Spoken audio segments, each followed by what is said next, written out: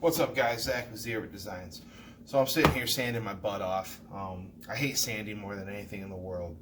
And recently I was at Menards and I picked up, hold on a second.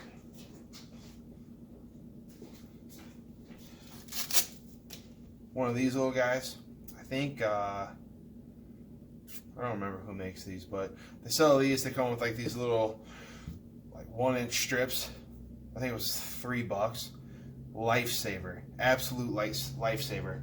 And when you run out of them little strips, I couldn't find a pack of them. Like, they were online and stuff, but I didn't want to wait. They actually work with your random orbital sander, and you can just get in there and get whatever you got to get done. But it's not why we're here. What I want to talk to you guys about is this.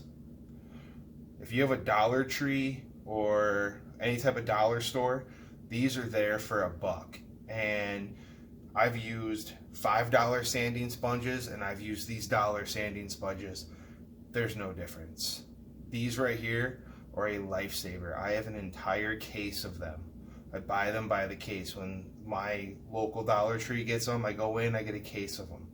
I love these. They last a very long time. This is probably one of the only items I would recommend getting from a dollar store. So, pro tip for the day.